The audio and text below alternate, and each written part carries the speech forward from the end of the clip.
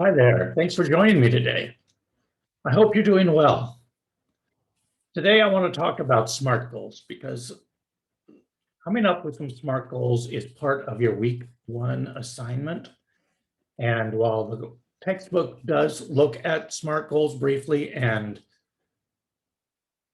some of your other reading material may as well, we don't really generally cover them in class. But a SMART goal is different than you might regularly think of when you're thinking about coming up with goals for your class, for your life, for your career. So let's spend a little bit of time and look at what the methodology is for coming up with a SMART goal. All right.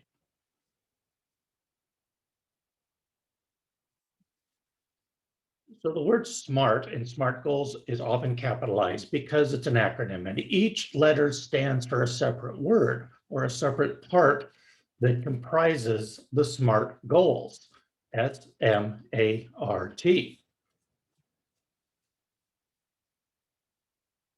The S stands for specific. We want our goals to be specific. They should be measurable in some way. They should be goals that we can take action on or be actionable. They should be relevant, which means they relate to us or the organization, whoever we're making the goal for. And finally, they should be timely or time bound, which means we need to put some constraints on them to say this goal will be accomplished by such and such a day so that we can measure whether we're getting close to that goal or not, whether we've accomplished it or not.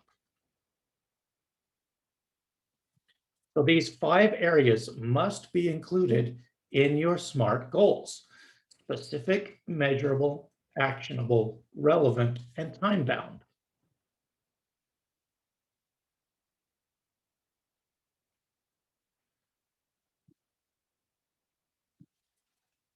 I've included a chart for you here that lists some important components of each of the qualities of a SMART goal. And we'll go over each one individually. We'll start with specific. Your goal needs to be specific. It needs to be clear. It needs to be as succinct as possible, as to the point as possible. When coming up with the specific element of your SMART goal, ask yourself who is involved. It may be yourself.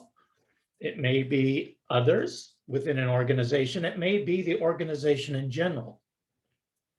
What do I want to accomplish is the second question you ask. Where will it be done? Why am I doing this? What are the reasons for doing this? What is the purpose of this goal? And which constraints and or requirements do you have? So if you say your goal is, I want to graduate college, well, that's very general, and it doesn't even qualify into the specific, does it? If you say, who's involved? What do I want to accomplish? I want to graduate. Where? At college? It would be better to put the name of your college. So GCU would be a good place. Why am I doing this? To find a job, to enter the marketplace, to become an expert in my field. You need a purpose. And which constraints or requirements do I have? So you may have to have certain things that have to be accomplished before you can do this. There may be some limitations on it. All these things need to be considered in the specific element of your goal. Next, your goal must be measurable. So we have to be able to measure it in some way. Can you track the progress and measure the outcome of your goal? How much? How many? How will I know when my goal is accomplished? So these are important elements of the measurable feature of a SMART goal. You have to determine not only what your goal is, who's involved, and all those other things, but how will you know when you've attained your goal? How will you measure the success of attaining your goal? We also need to make sure that our goals are attainable, reasonably attainable. Can it be realistically attained? Is the goal reasonable enough to be accomplished? And if so, how? So you might have some steps in there. You might have some reasoning as to why this goal is an achievable goal. You need to make sure, number one, that your goal is not out of reach of your ability to accomplish it. So not too lofty that you can't accomplish it, but at the same time, you don't want it so low that maybe you accomplish it in a single day or a single week. You want a good goal that's going to challenge you, but still be something that you can attain. Next, we need a goal that's relevant. How does the goal apply to you or to your organization, whoever the subject of the goal is? How does the goal apply? Is the goal worthwhile, and is it going to meet your needs? That's a great question. Is each goal consistent with the other goals that you've established? And does it fit into your immediate and long-term plans? So it needs to be consistent with other goals. You need to have that consistency in your life. And it needs to work towards helping you achieve your long-term and short-term goals. Finally, we get to timely or time-bound. What is the time limit to achieve your goal? You have got to put a time limit on it.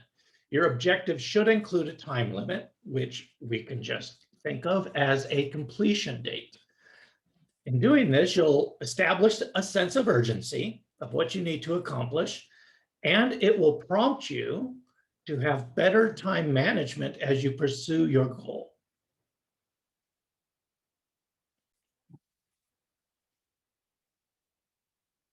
All right, so you can use this formula to start to develop your SMART goals for your first assignment in the class. If you've already completed that assignment, then you can use this formula to revise your goals so they're truly aligned with the SMART goal methodology, period.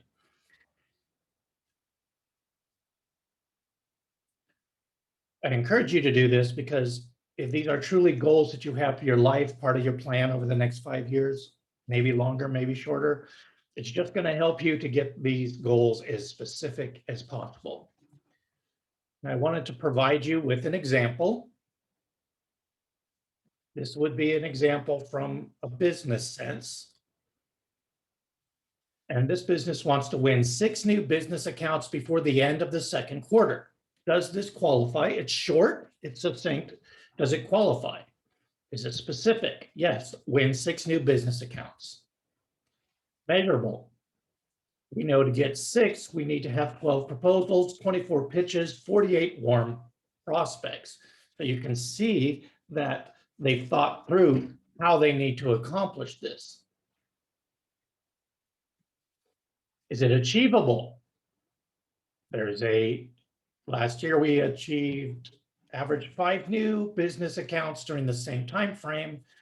We have been growing at 20%, so the revised goal is achievable. Is it relevant? Number and size of the accounts we win each quarter tie directly to our top and bottom lines, and it's time bound. We measure our performance quarterly, which is incredibly important for staffing, budgets, and contingency planning. So there's an example of a SMART goal and how you might go about it. Your goals are going to be a little more personal, no doubt. But that is the presentation on SMART goals. If you have any questions, of course, reach out to me. And good luck as you develop your SMART goals in this class.